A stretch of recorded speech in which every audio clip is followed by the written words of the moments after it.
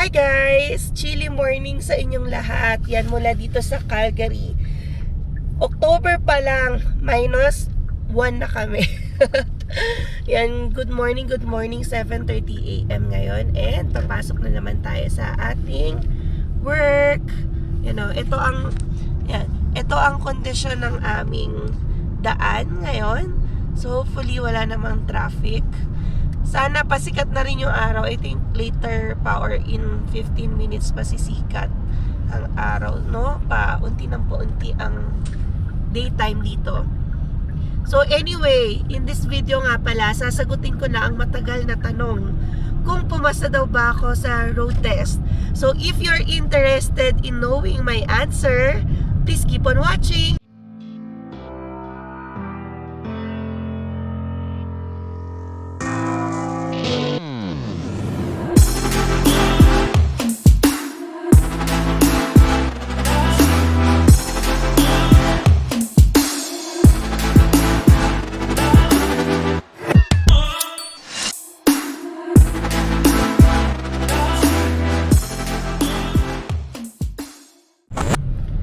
So, ayun na nga, no?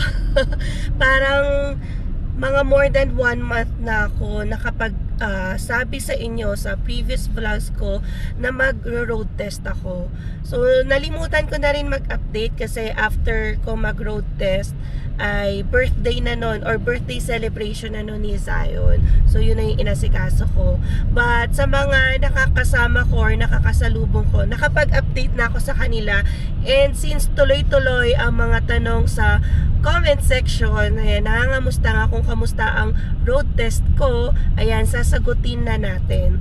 So, by way of background nga pala, nag-conduct ako ng road test dito sa Riverbend kasi doon ako usually nagpa-practice, yung ikot-ikot lang and then doing the parallel parking, uphill, downhill, tapos yung mga left turn, right turn, yung mga ganong practice with Kuya Jason. So napakabait na Kuya Jason.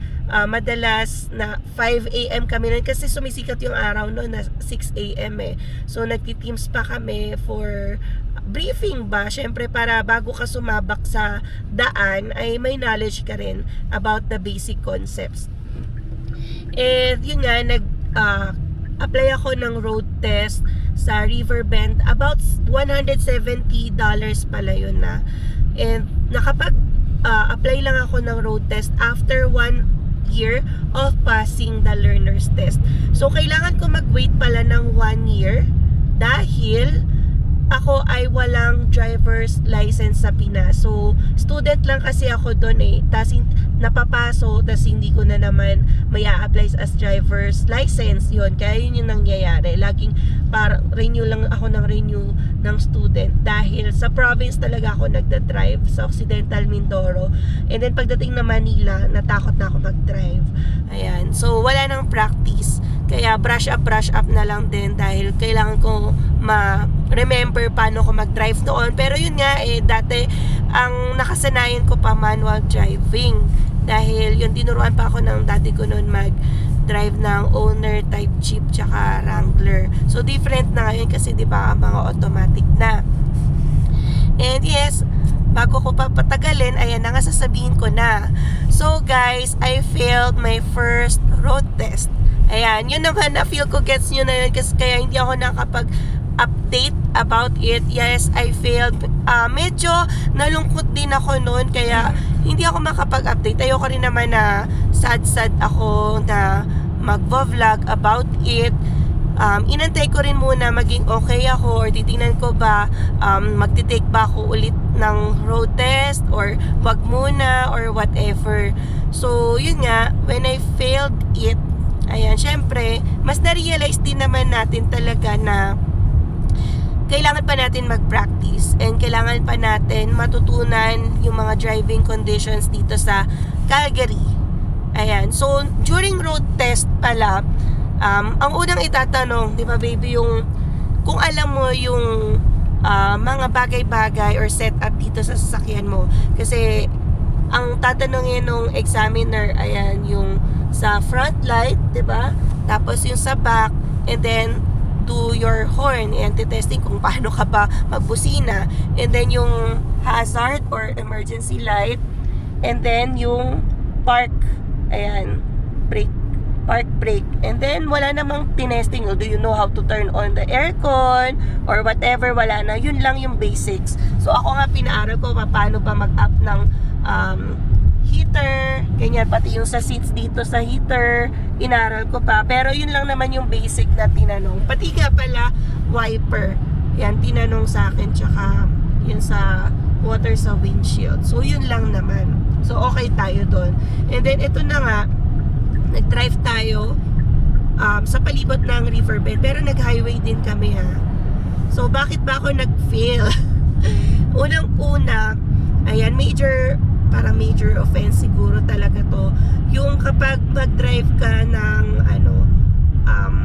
speeding. Ayan, so nawala sa isip ko na on this certain road or section ay dapat 50 kilometers an hour lang. So pagliko ko kasi hindi ko nakita agad yung sign or malayo-layo pa. So nakadrive ako no ng 60, 65. So pagdating pa sa middle na, 50 pala. So yun, parang naisip ko na okay, I'll be failing this test. Pero tumuloy pa rin kami for several minutes. So yan, along the way okay naman yung driving ko. Pero ito, parang offense din kasi yung mabusinahan.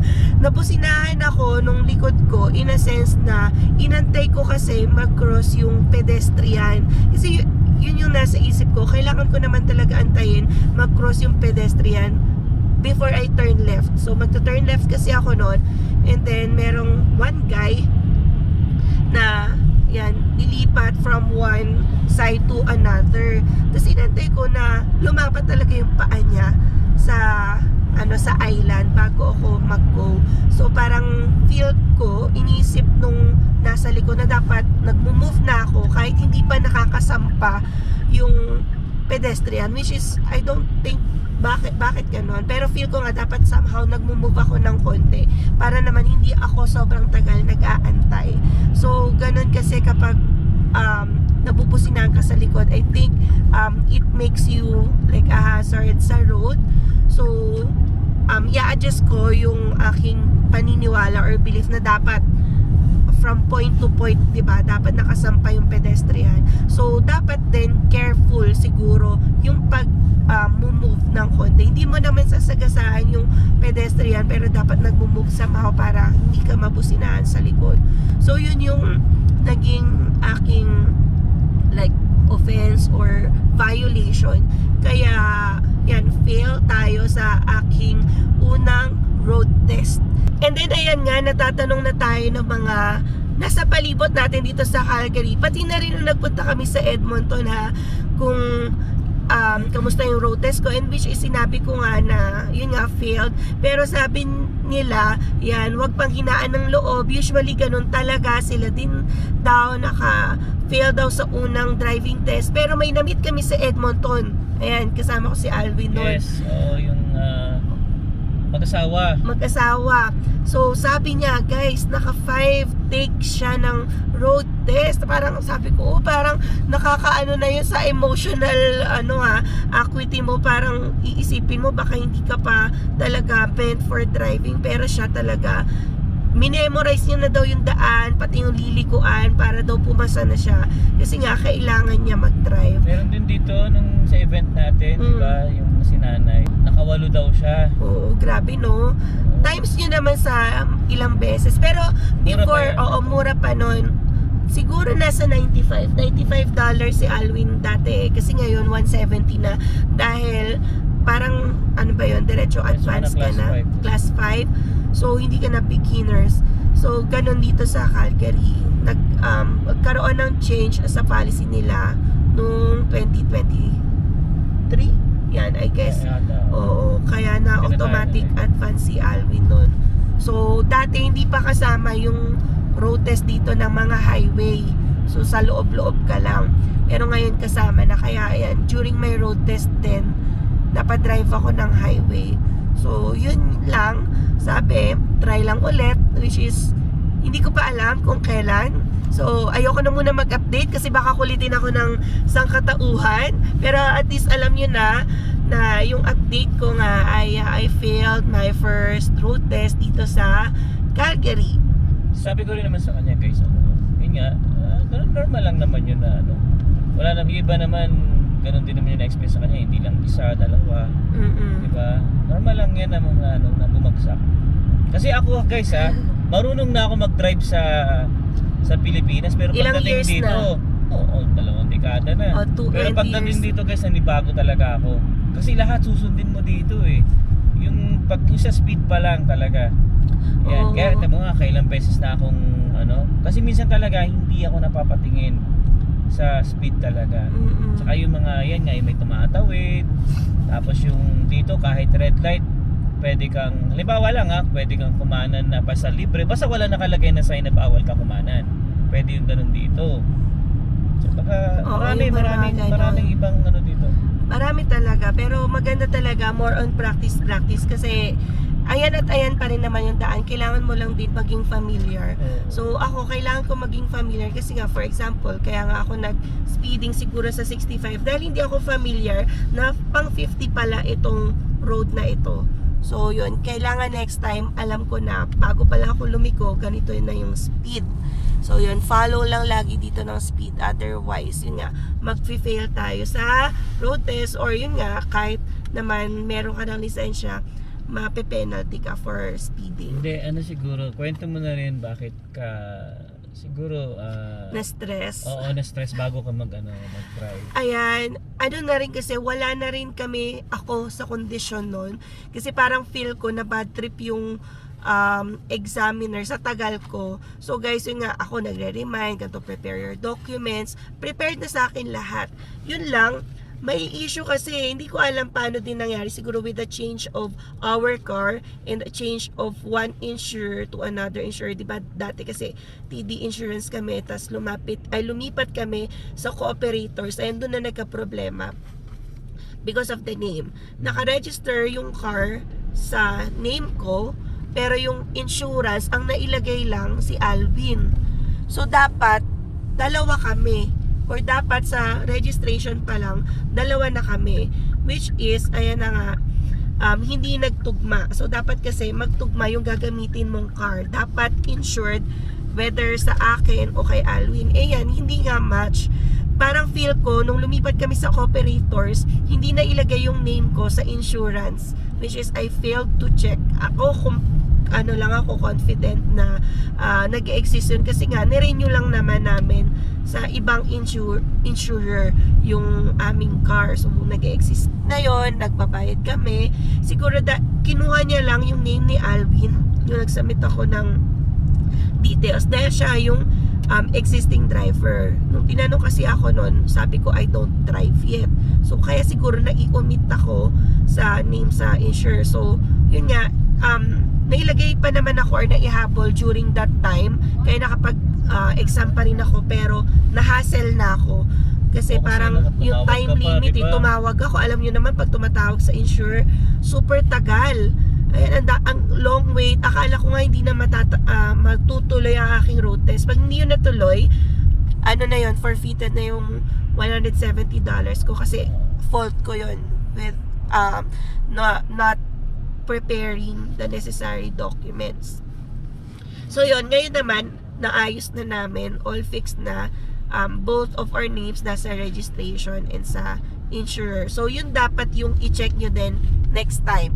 So nagtataka nga din yung registry, paano nga daw naging Alvin na lang yung name sa insurance. Dati naman, di ba, naka-register kaming dalawa. Kasi yun yung pinakita namin when we got our license plate. Kasi hindi ka naman talaga ma-i-issuean ng license plate dito sa Alberta kung hindi match. So yun nga, na-discover nga along the way, since nagpalit kami ng insurer and nagpalit kami ng car, doon nagkaroon ng problema. And then yung with the getting of the information ng aming new insurer. So anyways, ngayon naman ay okay na. So tingnan na lang natin ulit kailan tayo makakapag-road test. Ayan, so pero nga lumalamig na, winter na naman. So we will see. Yan. Mag-update na lang ulit ako kung kailan maisipan. Kasi Oo. importante din dito guys talaga na marunong siya mag-drive. Kasi nga, yan, pag may trabaho, gabi na siya umuwi. So mahirap din talaga pagka at least kung may sasakyan ka anytime, di ba? Oo. Tsaka hindi malamig. Pero syempre nga, isa pa lang naman yung car namin. So, kailangan ni Alwin dalhin yung car pa uwi para masundo si Zion. Oo. So, ako, kapag kailangan ko mag-OT, may iwan talaga ako and kailangan ko mag-commute. So, kahapon guys, nung pumapalo pa lang ng 6 degrees yung pauwi ako. Pag umaga kasi minus, diba? -1. Kahapon, grabe, +6 pa naman yon, pero ang lamig-lamig na mag-commute. Siguro syempre, covered ako sa katawan, pero yung pants ko medyo nanipis or hindi pa double. So yan, kailangan na natin ngayon mag-ready for the coming winter. So yun lang guys, no, tingnan natin ulit kung kailan tayo sipagin mag-drive. So honestly talaga, nawalan ako ng gana before kung magro-road test ulit ako. But thankfully sa mga namimit nating mga kasamahan dito na kababayan, so sabi nila wag mawala ng pag-asa, try lang na try ulit. So we will see. Ayan, ayoko na muna mag-announce ulit kung may road test ba ako or kailan ulit. Kaya yun, balitaan ko na lang ulit kayo afterwards. So yun guys, no, andito na ulit ako sa office ko. Bababa na rin ako and andito yung Sacred Heart Parish again sa harap namin. So anyway, hanggang dito na lang. We'll see you again on the next one. Peace!